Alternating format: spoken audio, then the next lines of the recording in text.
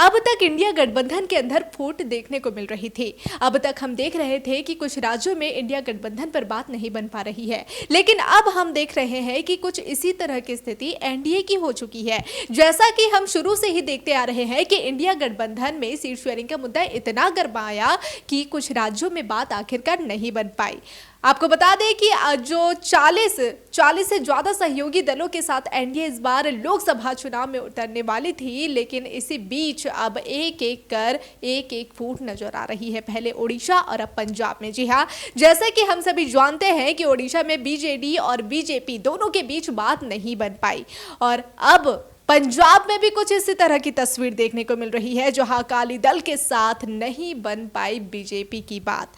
इतना ही नहीं, यहां पर सिर्फ एनडीए की ही नहीं बल्कि पंजाब में अगर हम देखें एनडीए के अलावा इंडिया गठबंधन की भी कुछ इसी तरह की तस्वीर देखने को मिल रही है, जहां इंडिया गठबंधन के साथ साथ एनडीए दोनों की बात नहीं बन पा रही है, जिस वजह से इंडिया में कांग्रेस और अकाली दल कांग्रेस की जो बात नहीं बन पाई है, यहाँ पे अकाली दल, यहाँ तक कि जो बीजेपी, सभी जो चौतरफा यहाँ पर चुनाव में चौतरफा मुकाबला देखने को मिलेगा। ओडिशा में भी इससे पहले हमने देखा है कि एनडीए में बात नहीं बन पाई। आखिर कौन सी है वो वजह जिस वजह से नहीं बन पा रही है ये बात? आखिर एनडीए में फूट की वजह क्या है, बताएंगे इस रिपोर्ट में।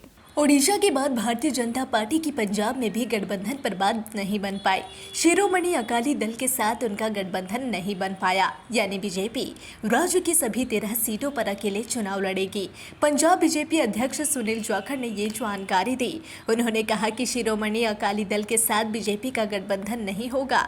बता दें कि इससे पहले खबर आई थी कि नए फॉर्मूले के तहत बीजेपी के 5 और शिरोमणि अकाली दल के 8 लोकसभा सीटों पर लड़ने के प्रस्ताव पर सहमति बन गई है। हालांकि शिरोमणि अकाली दल के नेताओं का एक धड़ा इस बात की भी पैरवी कर रहा था कि पहले गठबंधन हो जाए और उसके बाद चुनाव के बाद सरकार बनने की स्थिति में पंजाब से जुड़ी मांगों को सरकार में रहते हुए ठोस तरीके से उठाया जाए। दरअसल शिरोमणि अकाली दल की ओर से बीजेपी के सामने कई शर्तें रखी गई थी। शर्तों में एनएसए कानून को खत्म करना, बंदी सिखों की रिहाई, अटारी बॉर्डर को व्यापार के लिए खोलना, किसान आंदोलन को खत्म करने के लिए किसानों को एमएसपी की खरीद की गारंटी देना, हरियाणा के लिए अलग गुरुद्वारा प्रबंधक कमेटी बनाकर एसजीपीसी के अधिकारों को तोड़ने का प्रयास रोकना शामिल थी।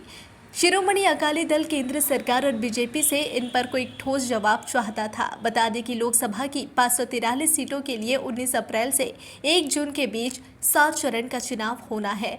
मतगणना 4 जून को होगी। पंजाब से पहले ओडिशा में भी बीजेपी का बीजेडी के साथ गठबंधन नहीं हो सका। बीजेपी के प्रदेश अध्यक्ष मनमोहन सामल ने इस बात की घोषणा एक्स पर की। बीजेपी प्रदेश अध्यक्ष मनमोहन सामल ने एक्स पर जानकारी दी थी कि बीजेपी ओडिशा की सभी लोकसभा और विधानसभा सीटों पर अपने दम पर चुनाव लड़ेगी। सूत्रों का कहना है कि ओडिशा में बीजेडी की तरफ से वार्ताकार और रणनीतिकार bureaucrat turn politician BK Pandian की शैली और महत्वाकांक्षा के चलते ही बीजेपी से बातचीत सफल नहीं हो सकी। बीजेपी सूत्रों का मानना है कि पार्टी नेतृत्व ओडिशा में बीजेडी के साथ अलायंस के पक्ष था, लेकिन बीजेपी आला नेतृत्व किसी भी सूरत में झुककर गठबंधन करता हुआ नहीं दिखना चाहता था। वैसे में बीजेपी शीर्ष नेतृत्व चाहता था कि विधानसभा चुनाव के लिए भले ही बीजेडी को वरीयता दी जाए, लेकिन लोकसभा सीटों के बंटवारे में बीजेपी के ज्यादा सीटों पर चुनाव लड़ने की व्यवस्था होनी चाहिए। वैसे बीजेपी की लोकल लीडरशिप इस गठबंधन के पक्ष में नहीं था, लेकिन मुख्यमंत्री नवीन पटनायक के प्रति पार्टी नेतृत्व का उदार व्यवहार के चलते गठबंधन की बातचीत हुई। तो जैसा कि हमने आपको बताया कि कहीं ना कहीं से हम देख रहे हैं कि किसी न किसी मुद्दे को लेकर पहले ओडिशा और पंजाब में बात नहीं बन पा रही है।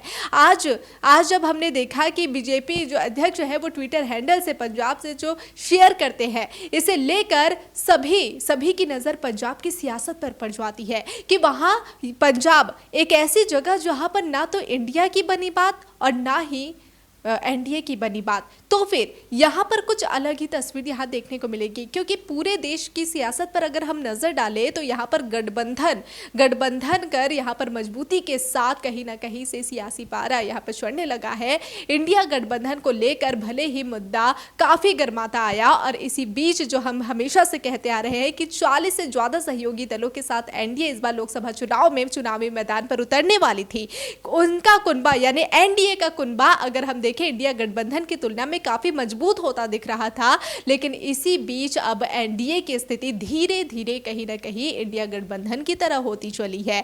इंडिया गठबंधन में जो फूट हमने देखी, इंडिया गठबंधन को लेकर जिस तरह बात नहीं बन पाई, उसी तरह बात अब एनडीए में नहीं बन पा रही है।